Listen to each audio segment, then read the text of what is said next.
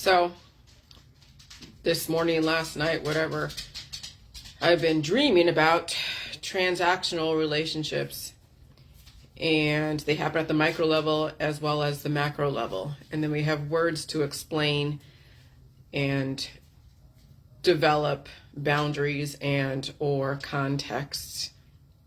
And so I realized that, yeah, all the binary system is like the plus and minus, because binary system in computers is like 0 for off and 1 for on. Well, what are you turning off and what are you turning on? And it's all relative to the viral programming, because we do have a main viral operating system that then works symbiotically with all the different viruses we've ever been exposed to. And so there's always a plus and minus going on. And then we understand, asexual and sexual reproduction. Teratomas are asexual reproduction. Telomere lengthening is asexual reproduction.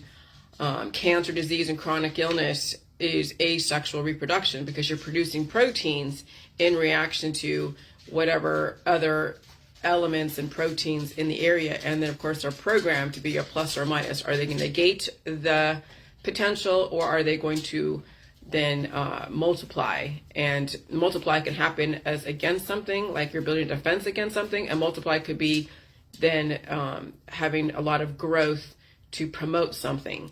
And so regardless of which side of the plus and minus, there's still growth going on. And so I think that's why negative times a negative equals a positive, and a negative times a positive equals a negative. That's entropy. And a positive times a positive equals a positive. I think that's what it is. Yeah. Let me just make sure, because these rules, I have to figure out how to say it in an allegorical way. Positive times a positive equals, equals a negative. Okay, that's right. So positive times a positive equals a negative. Negative times a negative equals a negative. Okay. Negative times a positive equals, let me see. Positive times a positive equals okay. Okay. Hold on. Positive times a positive, I think that equals, okay, so yeah, when positives, okay, two negative numbers of two positives, then it's always positive. Okay. All right. So it's always the two positives for the negative and the positive timesing each other, but it's positive and the negative equals a negative. All right. So then when you think about, and I will have to get that down. That's a concept I have to memorize. If I have to write it down, I will have to write it down on the board. And so then you have to realize that the monkeypox is going to merge with the COVID. It's going to assimilate, because when I went on to another page and they were talking about that, oh yeah, the monkeypox is not going to be a problem like the COVID. Bullshit. The COVID and the monkeypox are going to marry together. Just like you get a positive and a negative.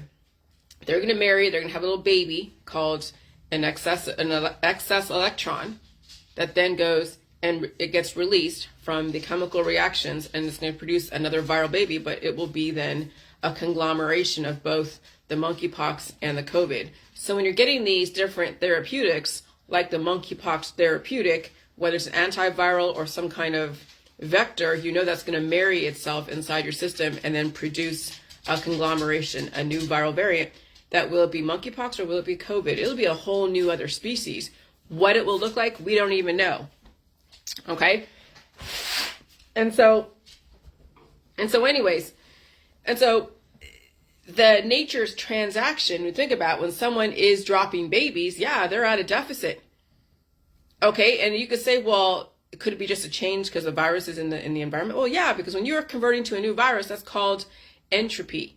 When you're converting energy, which is thermodynamics, okay, you are releasing now an electron of another virus, which is called a baby, a fetus, whether it's another cell or another fetus. It doesn't matter. You're at a deficit. Even if it's a very minor deficit, you're at a deficit.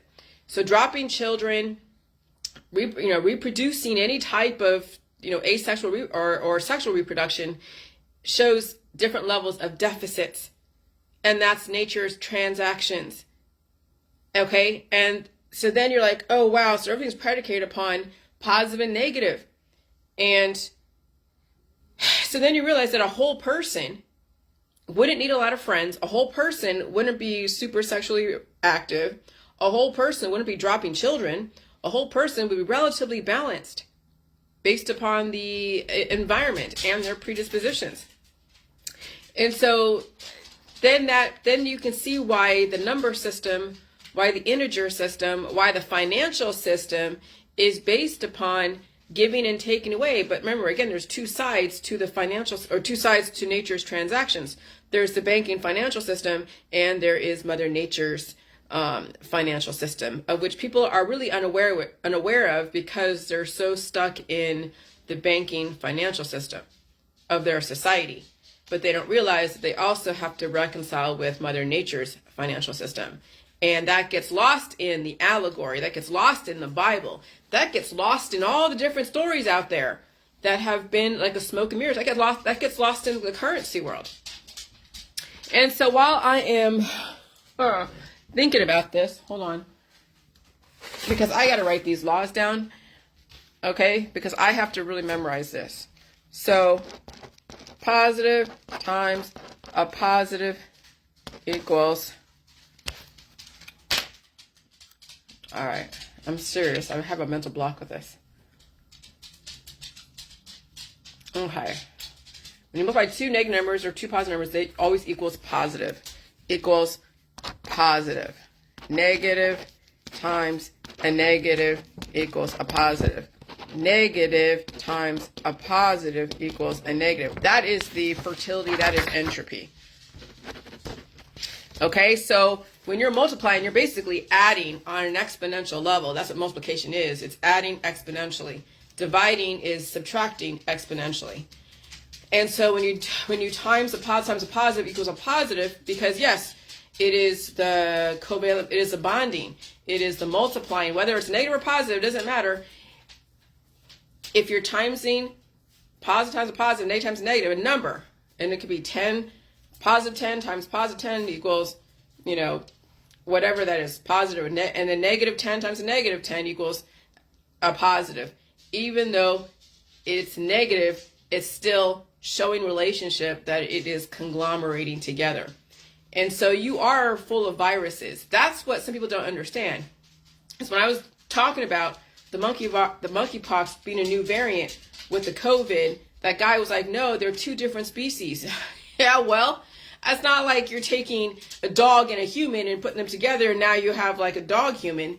No, the monkeypox has figured out how to assimilate to humans. That's why humans are breaking out.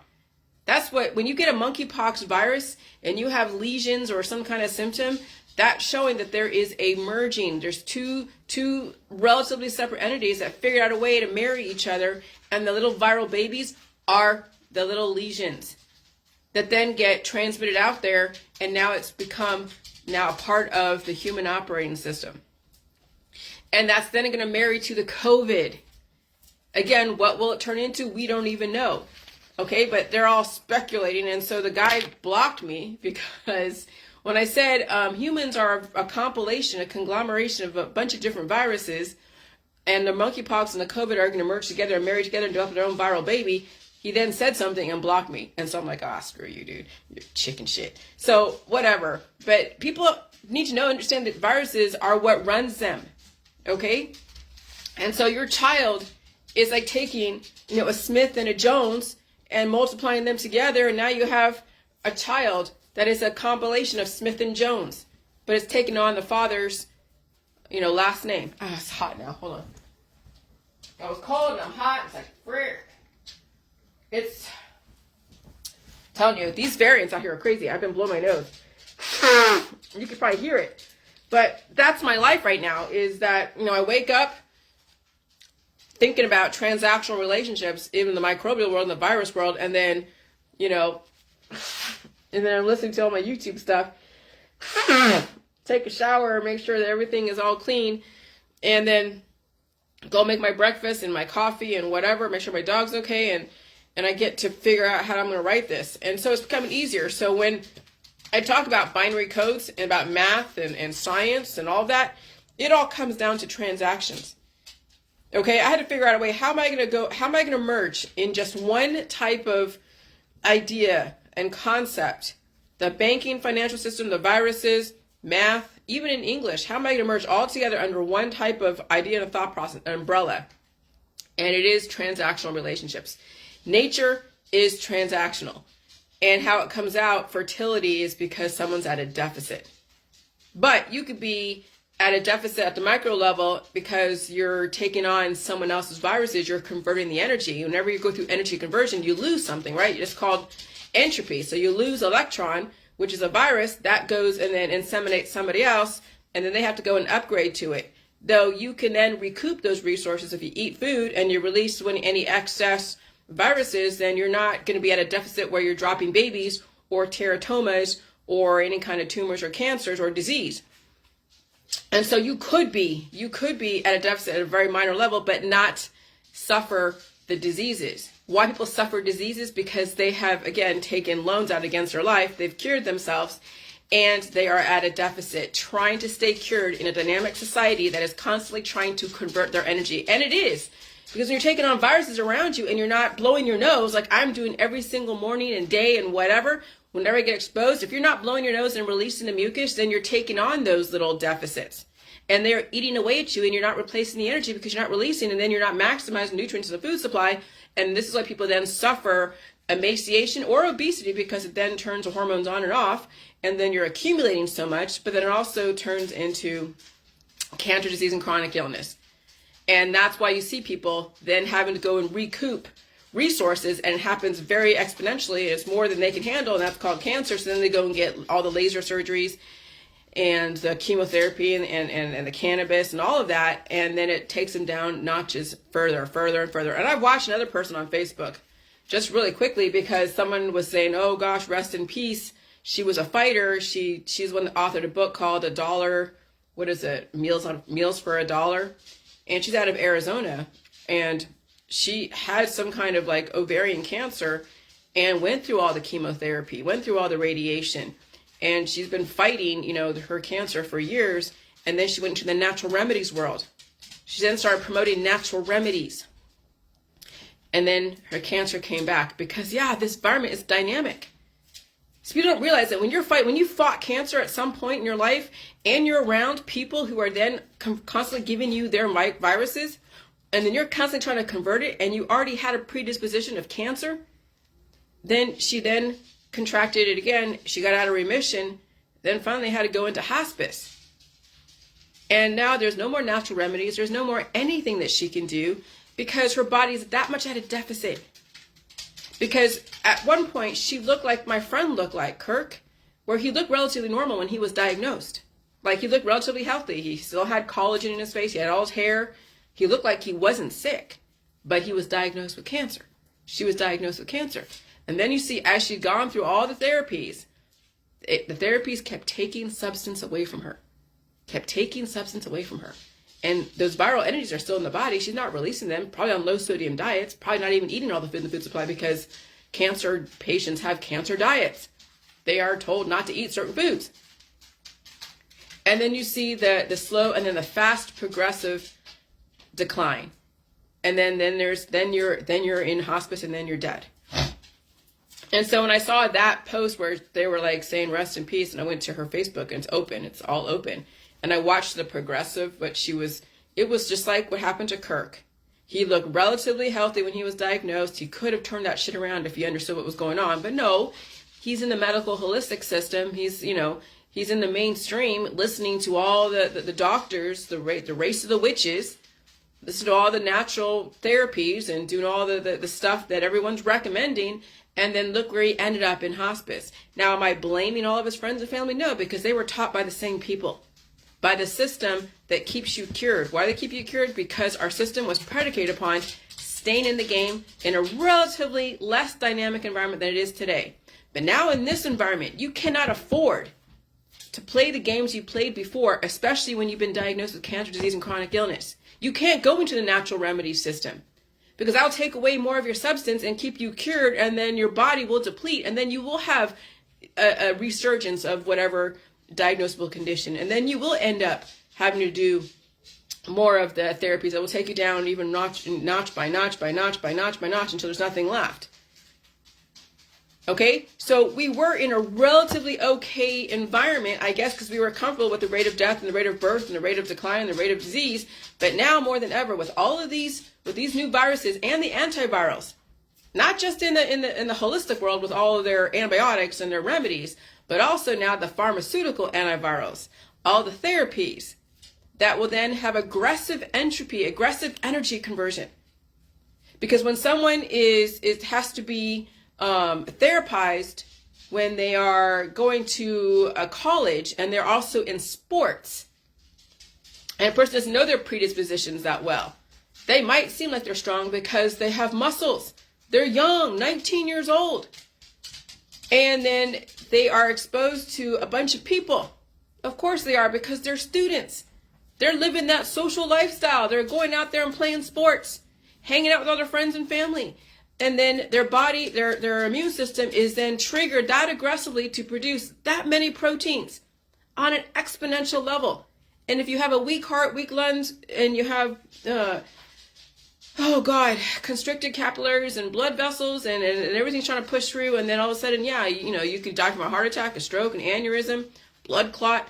You name it, so many things happen. So it's not like the therapies are poison. Nothing is poison out there. It's your ability to understand the thermodynamics when it comes to a crowd of people, and then your body's ability to push all of the blood through all of your systems, and your blood holds all the different mucus, viral entities that you come in contact with every single day. Now, someone who's therapized, could they survive a dynamic environment? If they stay home, more than not. If they wear a mask, more than not. If they're not out there thinking that we don't live in a fucking pandemic, we are in a pandemic, and it's crazy. When you see people around you dropping like flies, when you have someone who's 19 years old who doesn't have much life experience, or even 20 or 25 or even 30, who don't really have that much life experience, and they're like, oh, it's just like, it's just like what happened back in 1918, or I don't even think they think that. I don't know what people think, okay? But they don't take this shit seriously. And so then they'll go out there and thinking that they are like invincible, which a lot of young people do. They think they're invincible. Even 30-year-olds, even 40-year-olds think they're invincible. And they go out there and test the elements, and some don't survive. But when you see people like someone 19 or 20 or 30, and they just pass away all of a sudden, just suddenly, oh, they just posted 12 hours ago. People are like, oh, so sorry. Oh, that's so horrible. Rest in peace. And then you see everybody going, oh, did they get this? Did they get that? And it's just like, and people will not make the connection that that they have to really stay home and they have to have a higher sodium diet, and they have to go and purge out all that stuff. But you really, can you see someone in the mainstream who's like starry-eyed for all the doctors understand this? No. But you, as the Jilly Juice crowd on my Facebook, follow me for however long you've been following me, and you get it.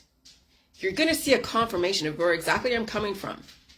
And if you actually get off the J-Juice at some point, and you're not cured, and you get in contact with an aggressive variant, whatever it is, and you feel the mucus come out, you realize what people are holding inside of them.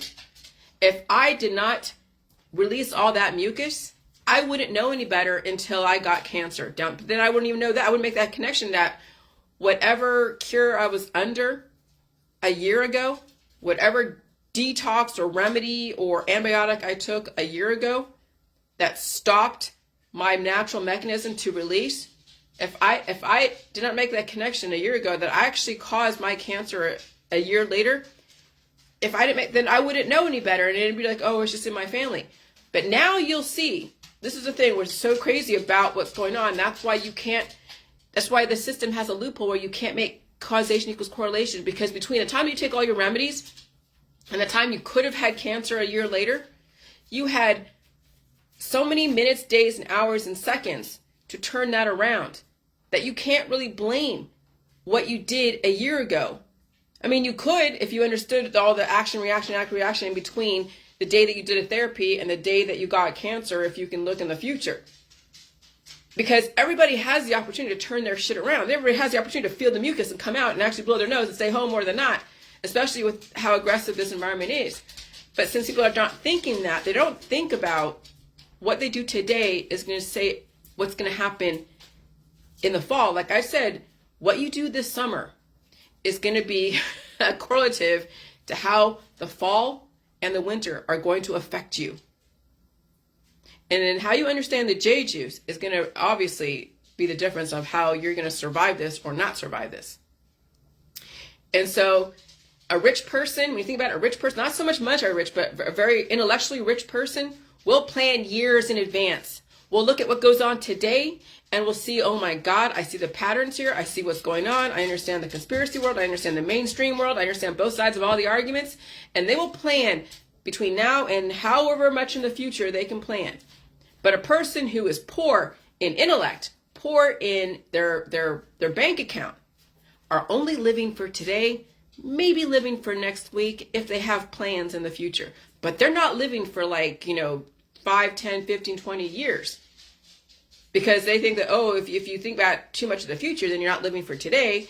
And if you think about just living for today, not for the future, then it's bad. It's called balance. You have to plan 10 years out, and you have to plan for today. What you do today is going to say everything about what's going to happen even 3 months from now. And so I'm saying to you guys, what you do this summer, especially if you haven't reversed all your predispositions, what you do this summer is going to tell you about everything that's going to happen. You could be taken down notches this fall. Maybe you won't get cancer, disease, and chronic illness. Maybe you'll take on, if you're cured under the J juice or anything else, and you're not feeling any variance this fall, and you probably will, then the body is then aging you progressively, even more so. And that's going to happen for my Jilly Juice crowd who keep doing Jilly Juice, who already done the resets, who haven't gotten off it. They don't feel anything, even right now. And then they go hang out, especially, with the Labor Day weekend coming up, I'm sure, after July 4th, after all the different things that go on in August. And then you have the Halloween and I'm telling you, you will see a very rapid aging process if you even survive, because there are people who are very slight, who are weighed next to nothing, and they're cured. They're doing so much J juice, they weigh next to nothing and they're cured. They could be eating everything in the book, but that food isn't. They're not maximizing the nutrients in the food supply because they're cured. They've done so much J juice that they're cured. When that happens, then when you get exposed to an aggressive variant and you haven't reinforced the fatty tissue around your heart or your brain, you think you're going to survive a heart attack in the middle of the night? You think you're surviving an aneurysm in the middle of the night? Because those that are cured probably haven't healed and reinforced their heart and their brain and their lungs and their liver and their vital organs. That's the issue with those that have not gotten off the J juice and have felt the mucus come out whenever they've been around a bunch of people.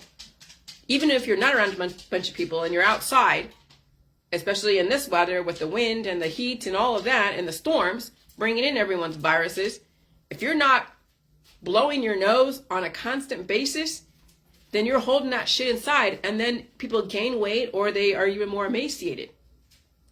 I've seen a dog I haven't seen in a while before. It used to be really skinny, and now the dog is bigger. I'm like, damn, that dog got bigger today. They're bigger in the last couple of years. I haven't seen the person in like a year or so, give or take. And the dog is bigger with a few tumors on their face because, yeah, it's dealing with the COVID. My dog finally had her little tumor on the back of her head, that little pus finally fall off. And now she's now I'm getting used to her weight, which is, she's a different dog. She's kind of like reborn. Her fur is soft. Her skin is perfect. She's eating and pooping like regular, and she's now finally assimilated, but it took so many seizures, took so many things I had to go through with her.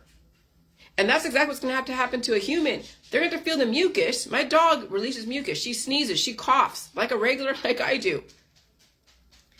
Okay? She has weird times where she has to go to the restroom where actually I can't always calculate and figure out when because I have to sleep. And so sometimes she'll come down off the bed, go downstairs. I'll let her out, come back in. She still has to pee. So she'll pee on one of the pee pads that I have downstairs. Okay? And that's fine. But I know that's what and sometimes if she gets exposed to a virus, she might pee somewhere in her sleep. But I'm not mad about that because I know how dynamic this environment is, and it'll change your programming just like that. You'll see fluctuations. in your biochemistry, and you might be bloated one day and you might look really great another day. That's called evolving with this environment. But you probably haven't gotten to that point yet. Some of you, all of you, most of you. And so you're seeing just inflammation here, inflammation there, pains here, pains there. Maybe you have mucus coming out. I mean, that's the thing, is you're in for a very long journey. And then eventually you will reverse your main issues, and then it'll just be the mucus and the fatigue and the hunger. And I think within the last couple months, I only experienced a couple times a drop in sugar, and then I had all the hives.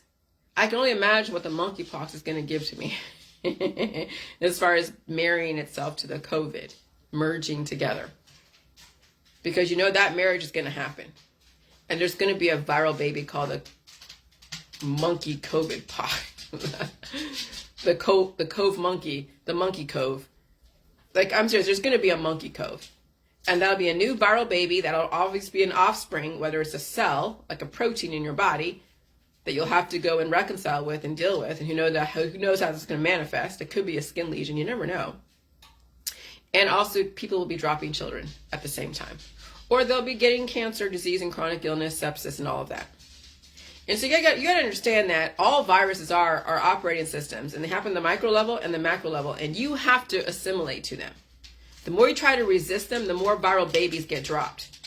So you realize then why we have such a crazy pandemic. I mean, it's all the different therapeutics, not just the pharmaceutical ones and the ones that are like the mandates, but also the oncology therapeutics, also the herbal therapeutics, as well as all the detoxes and the essential oil therapeutics. They are also mutating the viruses and causing them to merge and marry together and spit out a viral baby.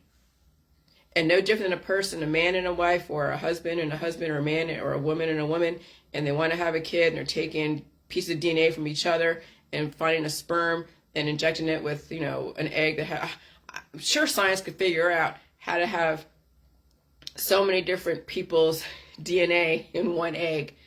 And that child has now 3 different types of DNA from 3 different parents. I would imagine that even probably is going to happen at some point, if it hasn't already happened. And so if we are taking, 2 different people and creating a baby, then imagine what kind of viral baby will happen when there's one virus that's different, like the monkeypox marrying the COVID. What kind of viral baby is going to be produced from that? And that's what you should be aware of. And I don't say scared of, but aware of. And that's what I'm saying. The mutations are what causes then the inflammation, the fertility, the pandemic, the epidemic. Because it's one thing to be therapized, right? And you're at home, so you're not triggering your immune system to go and mix with somebody else. But people aren't staying home. They're out there breathing each other's air, inseminating each other, mutating this virus. Therapized or not, you don't keep your personal protection to yourself. And it's not just the people who are therapized, it's also who are not therapized, but they're still mutating. Everyone's just inseminating each other. It doesn't matter if you're therapized or not, because even if you're not therapized, and you already have done all the different remedies, you're still mutating a virus that's already in the population that's very aggressive, because COVID was aggressive right off the bat. We didn't have a therapy for a while. People were doing all their natural remedies, and they were out there hanging out together. But then they did all the lockdowns. People were freaking out over the lockdown. Oh my God, you're trampling on my freedoms. Well, yeah, well, on some level, yeah. And so now that we have all these therapies, everyone's under the false sense of security. Like, okay, we'll just open up society. You want to be out there. You don't want to wear a mask. You don't want to change any way that you do stuff. Well, we'll have an antiviral for all the viruses. It'll produce a viral baby, plus, negative times a positive negative, called entropy. And that is thermodynamics. You are producing a baby from that. That's called a deficit. Whenever 2 people get together and they produce a baby, that baby has taken so much from either side. And now the mother and the father are at deficits because there's that baby. That baby is now a percentage of what the parents could have been. That's what sexual reproduction is 2 parents are at a deficit and they produce a viral baby. And so that's why, it's like that dichotomy of Madonna whore for mothers, because she's fertile, so she looks sexy, but she also has to be this Puritan, be a good mother, right? And that's the conflict that mothers have, is that there's 2 sides of them that they're fighting against. Okay? And then the men are just like, I don't know what to think. And then they call them MILFs. That's what's the crazy thing about all this. Okay, so you have to understand the world we live in. And so if you want to be a whole person, then you have to telomerically lengthen your telomere. You have to telemerically reproduce. And every single time you are exposed to a new virus, you cannot hold that shit back. Because Mother Nature wants her due. She gave you a gift of assimilating to a new innovation called the MonkeyCOV, the cove monkey. And now you have to release the excess. You have to blow your nose. You got to get back to Mother Nature. Be the gift that keeps on giving. But if you don't want to be symptomatic, you don't want to blow your nose, you don't want to feel any of the pain and all that stuff, and you kind of hold that stuff inside, like hold it hostage, Mother Nature will take what's hers. If that means she takes substance from you on a daily basis because you're not releasing the demons, she'll do that. That's how transactional Mother Nature is. So it doesn't matter how many negatives you program in your body, you are the positive. And negative times a positive equals a negative, then you will be producing babies, new variants, another wave. Or a kid, and another wave, and potentially even cancer, disease, and chronic illness. You see how biotech works? That's all physics. But you don't see people who are all about one side of the equation, which is biology. They don't bring in physics. They don't understand physics. They don't want to understand physics. They think that's a separate thing. No, biophysics is the merging of both biology and physics, because the laws of biology is that the organism will always follow the laws of entropy or thermodynamics, whether at the micro level or at the macro level, dropping children left and right. And so, yeah, when someone has 4 kids and they have ovarian cancer, well, yeah, those kids took a lot. And so the body wants to reproduce, recoup the resources that are in those kids, and then they have ovarian cancer and then they die from it. The world is interesting, but understand everything is transactional at the micro level and at the macro level. And our banking and financial system are predicated upon nature's transactions.